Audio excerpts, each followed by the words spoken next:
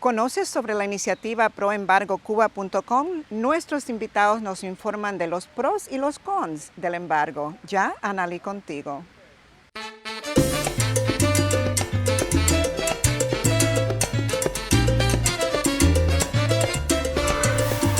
Hola mis queridos amigos, ¿cómo están? Soy Ana Alfaro, su servidora. Gracias por acompañarme. Un grupo en la comunidad cubana se ha unido para una iniciativa proembargocuba.com. Esta iniciativa se ha unido al nivel nacional e internacional y el grupo local, Greater Hartford Cuba Solidarity Committee, también están uniéndose al nivel nacional e internacional. ¿Estás tú en pro o contra del embargo? Sabremos más sobre este tema con nuestros invitados, pero para comenzar, estamos conversando con el analista político Charles Benator Santiago, que nos habla un poco más sobre qué es en realidad el embargo y qué está sucediendo actualmente con este tema. Y ya con nosotros, Charles Benator Santiago, bienvenido. Hay múltiples embargos, y esto es importante porque el historial del embargo comienza en el siglo XIX, en contra de los españoles. O sea, Estados Unidos utiliza la política de embargo de ponerle tarifas para prevenir la entrada de bienes a Estados Unidos primero a los españoles y luego a Cuba. El embargo, como estamos hablando, o el embargo del cual estamos hablando hoy en día, tiene unos orígenes, y digo unos, y me explico un momento, en el 58 con la administración de Eisenhower, que empieza a poner unas restricciones al comercio de armas durante el periodo de la Revolución Cubana. Pero el embargo que estamos hablando hoy en día tiene otras raíces en unas medidas que se dan en los 90s, a raíz del Bill de Torricelli y en el 96 con lo que se llama el Helms-Burton Act. La medida de Torricelli se da luego del colapso de la Unión Soviética, que había reemplazado el mercado estadounidense, y entonces el Helms-Burton Act del 1996 abre las puertas para unos castigos muy fuertes en la ausencia de un mercado soviético. ¿Por qué han habido tantos cambios en esto del embargo? Bueno, hay tres razones principales. Una es que la Revolución Cubana empieza a nacionalizar compañías estadounidenses y hay un interés en rescatar esas compañías estadounidenses de no solamente corporaciones de Estados Unidos, pero también cubanos que han sufrido la naturalización, o sea, han perdido sus propiedades. El segundo debate se da a raíz de los subsidios, que es que al Cuba perder los subsidios de la Unión Soviética con el fin de la Guerra Fría en el 89, lo que vemos es un colapso económico en Cuba. Obama inicialmente en el 2007 había dicho que iba a eliminar el embargo. Cuando es electo dice que va a firmar el embargo. Y ya para el 2014 empieza una reunión secreta con Raúl Castro. Esas reuniones culminan en unas negociaciones en el 2016, en septiembre del 2016, a meses antes de que muriera Fidel Castro. Y entonces lo que hace Obama es que abre las puertas para más tráfico, no solamente de turistas, pero también de residentes para que puedan reconectar con sus familias. Y abre las puertas para más comercio, particularmente en el área agraria y pecuaria de Estados Unidos. ¿Cómo ves lo del pro y el con del embargo? Mira, en la política del embargo siempre, históricamente, el que sale perdiendo es el que anda a pie, o sea, el que anda caminando, el pobre, que no tiene ni bicicleta, ni caballo, ni carro. Y este embargo tiene el potencial de hacerle daño al pobre que se beneficia de remesas, de dinero que le traen los familiares o amigos y de una especie de economía directa que le llega a la gente. En términos del mercado internacional, hay diferentes países que ignoran a Estados Unidos y ya pueden traer mercados. El problema que yo veo con mantener o rescindir las iniciativas de Trump o el embargo que Trump reafirma, esto es un problema que la administración de Biden ha dicho que no le va a dar prioridad, pero que va a tener que lidiar con esto en algún momento. Es que por un lado tienes al pobre que sufre bajo este embargo porque se le cierran las puertas a las remesas y a los viajes de los familiares, que traen dinero, que traen recursos, que traen materiales, y a los charters. Por otro lado, en términos de comercio internacional, pues obviamente esto le pone un tranque al monopolio militar sobre la entrada de bienes y los negocios que se pueden hacer en Cuba. Y esto le pone un tranque a diferentes empresas. Otro punto que no he mencionado, porque pues, esto es más complejo, es el problema ¿cómo te digo? Déjame utilizar un vocabulario un poco más sencillo. Es el problema de cómo abrir las puertas a Cuba sin tener los recursos o el enfoque o el staffing para identificar las violaciones legales. Y estas violaciones legales son importantes porque una de las cosas que hace Trump es que abre la posibilidad para litigar, o sea, que cubanos que viven en Estados Unidos puedan demandar por sus propiedades, y otros porque hay unas violaciones inmediatas. Cuando uno viaja a Cuba y paga la tarifa de entrada para entrar a Cuba, o sea, un impuesto que se le cobra, es una violación de la ley. Lo que pasa es que pues no se enfuerza. En el caso de las demandas que se están dando en Estados Unidos, pues hay un problema porque se están dando demandas en las Cortes Federales de Estados Unidos. Cubanos que quizás están vivos o descendientes que están pidiendo reclamos sobre sus propiedades que fueron nacionalizadas bajo la Revolución Cubana.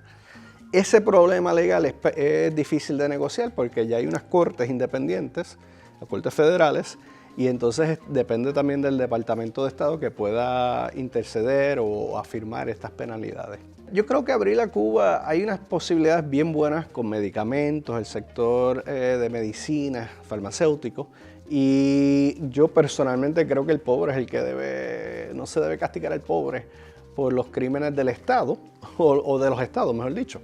En ese sentido, yo creo que es posible encontrar una vía media que no castigue al pobre, pero que también le mantenga presión al gobierno cubano. Y hay cambios en Cuba. Cuba está liberalizándose luego de la muerte de Fidel Castro y el retiro de Raúl Castro. Ya hay una apertura. Es cierto que el presidente actual es un designado y escogido por Raúl Castro, pero ha indicado una apertura, que Raúl también había indicado. Mil gracias, Charles. Es muy importante esta información para educarnos mejor, ¿verdad?, sobre este tema del embargo. Amigos, cuando regresemos estaremos platicando con dos cubanos, expertos cubanos en el tema del pro y el con del embargo. No te retires, regresamos ya en breve. La vacuna del COVID-19 ya está en Connecticut. Prepárate para recibirla. Los primeros serán los trabajadores de la salud, residentes en cuidados a largo plazo y socorristas médicos. Luego, los trabajadores de áreas críticas, residentes de otros grupos comunes, adultos de 65 años o más y residentes en riesgo menores de 65. Finalmente, residentes elegibles de Connecticut. Tu comunidad cuenta contigo. Vacúnate cuando te toque. Es la mejor manera de estar seguros. Para más información, visita esta página web. Vargas y Mesta, servicios de contabilidad. 20 años de experiencia ofreciendo servicios de contabilidad para negocios, empresarios y familias. Llame hoy mismo a Marlene Mesta al 860-833-9634. Leti Salón de Belleza, 377 Franklin Avenue en Hartford. Leti Ceballos, estilista, 860-922-7875. AARP City. Recibe los beneficios hoy llamando al 860-548-3161. Muchísimas gracias, Analí, por tenerme aquí en este programa que tanto admiramos y que es un baluarte de la cultura latina y del pensamiento latinoamericano en este nordeste de los Estados Unidos. Mi nombre es José Oro.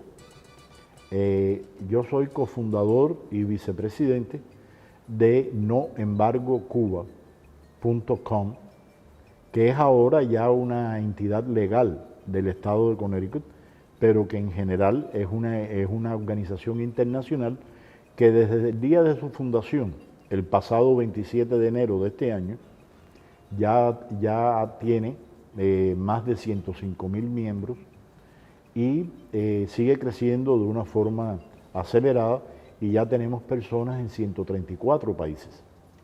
Hemos tenido una gran acogida y creo que esto ha sido por la naturaleza del grupo, de ser un grupo humanitario, muy diverso, en el cual se respetan las posiciones, las ideas de todas las personas que lo integran y que solamente se les pide una cosa: luchar y estar en contra del embargo que afecta al pueblo de Cuba. Actualmente, ¿cuál es el problema del embargo? El problema del embargo es que Estados Unidos es por la naturaleza el principal mercado y el principal país para tener comercio, relaciones financieras, etcétera, para Cuba. Es nuestra cercanía.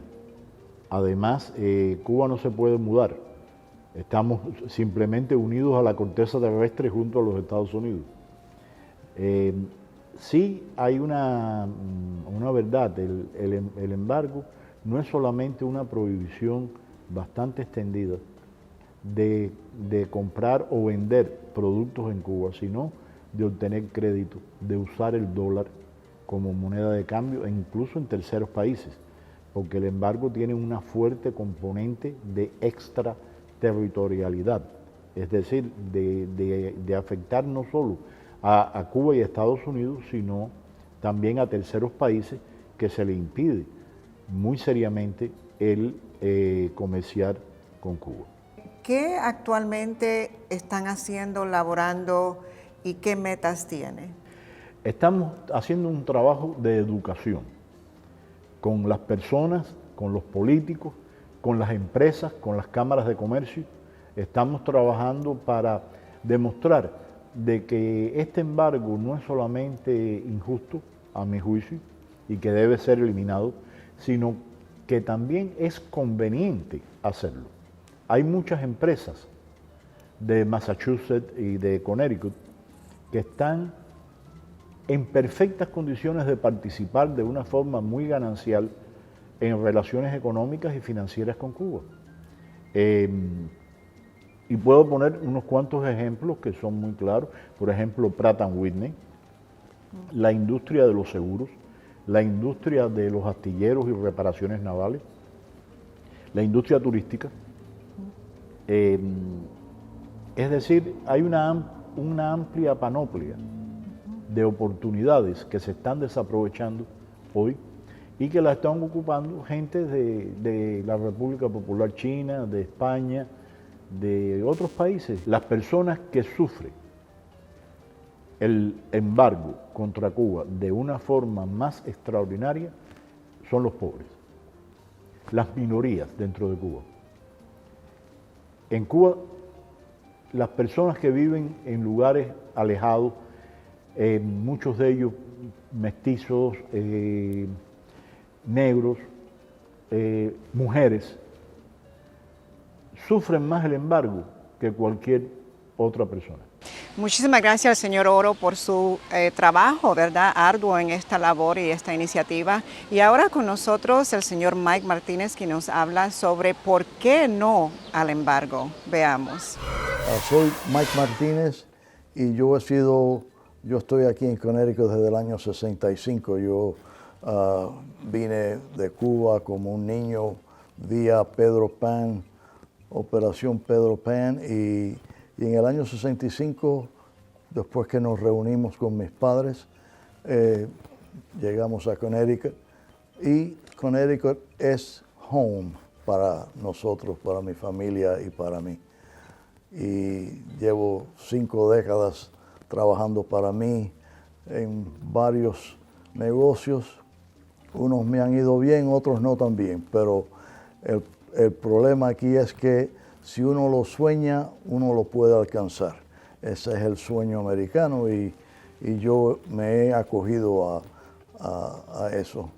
Sabemos que tu posición es un poco diferente y es de mantener el embargo. ¿Nos puedes hablar por qué es necesario mantener el embargo? Bueno, yo voy a tratar, como tú has dicho, es un tema bastante volátil y no todos estamos en el mismo nivel de apoyarlo. Por supuesto, desde un punto humanitario, uno siempre piensa en las pobres familias que están sufriendo, pero yo creo que después de 60 años de destrucción por un sistema represivo totalmente dictatorial y totalitario, que el problema no ha sido el embargo, el problema ha sido que el sistema comunista o socialista no funciona. Como tú sabes, más de 2 millones de cubanos se han marchado de la isla desde el año 59 y los cubanos triunfan en todos los lugares del mundo. En el único lugar que los cubanos no han triunfado es en Cuba. Y eso es por parte de que el gobierno no les da la oportunidad de echar hacia adelante. Una de las falsedades que yo creo que va muy al punto de por qué mantener el embargo es que el embargo americano no ha tenido gran efecto en la economía de Cuba. El embargo americano solo representa 5% de todo el comercio de Cuba con el resto del mundo.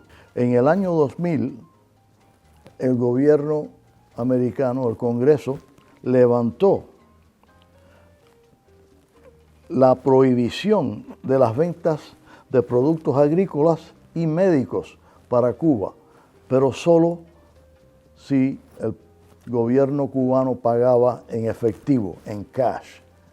Y ese es uno de los problemas de Cuba, que han utilizado todas esas divisas no para ayudar al pueblo y comprar comida y medicina, sino para exportar su revolución y meterse las narices en otros países latinoamericanos. Muchísimas gracias, señor Mike Martínez, por esa información y por su labor en este campo. Amigos, continuaremos platicando con Mike Martínez y José Oro después de estos comerciales, así que no se retiren, regresamos ya en breve.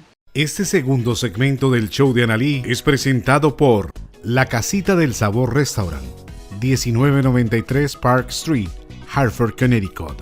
Teléfono 860-232-2850. Viva Radio, música que emociona y mucho más. Identidad Latina Multimedia, 860-231-9891. Samantha Furniture Store, 893 Maple Avenue, Hartford, Connecticut. Teléfono 860-241-9911. Nuevamente la parroquia Santa Marta abre sus puertas para la misa en español. Únase a nosotros en oración y adoración a Dios. La misa es el sacrificio de Jesucristo en el Calvario y es la oración perfecta que ofrecen los cristianos al Padre. Por Jesucristo su Hijo, en el Espíritu Santo. Te esperamos todos los sábados a las 5:30 de la tarde en el 214 Brainerd Road, Enfield, Connecticut, con el reverendo Robert Villa, un sacerdote hispano. Para mayor información puede comunicarse al número 860-745-5616, 860-745-5616.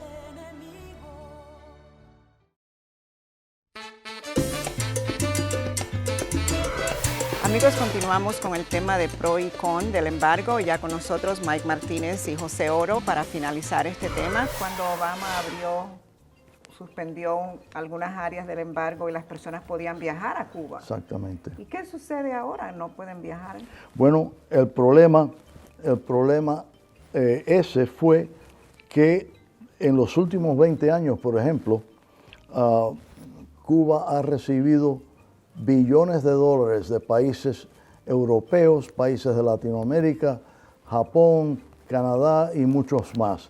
También muchos turistas del mundo entero, muchos europeos sobre todo y canadienses, se han gastado billones de dólares en el turismo en Cuba en los últimos 20 años.